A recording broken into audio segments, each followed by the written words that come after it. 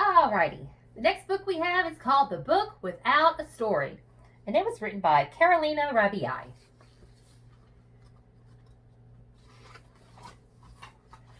The library is a place full of stories. There are all sorts of stories to read there. Funny stories, scary stories, sad stories, and there are also the stories that the books tell about you. Oh, yes, when the library closes and the last librarian has gone home to bed, when there is absolutely nobody about, all the books come out and talk to one another.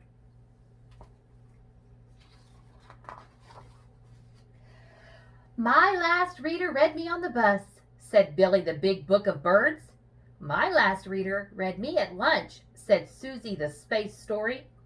There are splashes of soup on my pages. Yum! Sitting way up on the highest shelf in the library, Dusty sighed sadly. They put me up here when I arrived, so no one has ever read me. I don't even know what kind of book I am.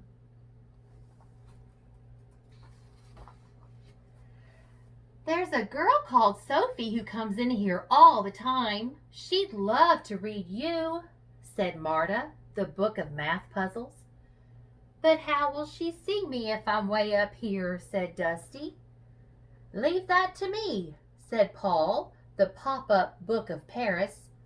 The rest of the books made a book ladder so that Paul could climb up to Dusty's shelf.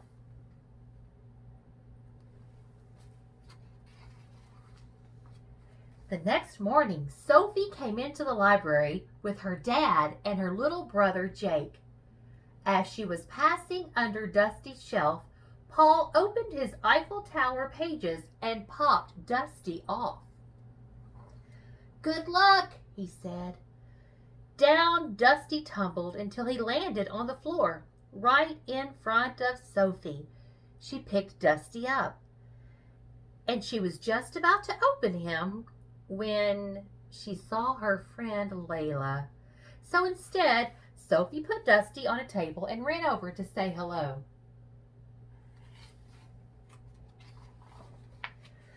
Bless my bookmarks, said Billy. How can we help him? We can't, said Susie. No one must ever see us move. So the other books could only watch as Sophie's little brother Jake sat down at the table. But Jake's never read anything, said Marta. He just draws. He won't even notice poor Dusty there. But then a gust of wind blew in through the open window. Dusty's pages whispered in the breeze, sending out a little cloud of dust. Achoo! Sneezed Jake, and he looked over at Dusty, and there was a big picture of a dinosaur, just like the one he was drawing. So Jake pulled Dusty over and looked at the cover. Then he turned the page and saw another dinosaur picture, and another. Dusty was full of them. And next to each picture, there were words all about dinosaurs, his favorite thing in the whole world.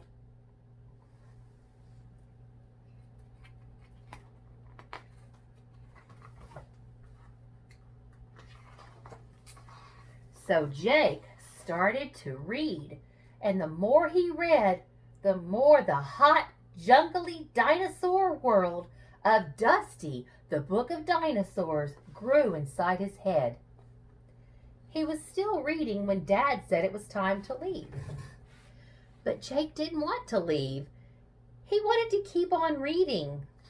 So the librarian explained to him he could borrow the book and take it home with him. Jake read Dusty all the way home, and when he finished the book, he started all over again. And when his friends came over to play, Jake told them all about the Book of Dinosaurs. Then he told all of Sophie's friends, and all his mom and dad's friends too.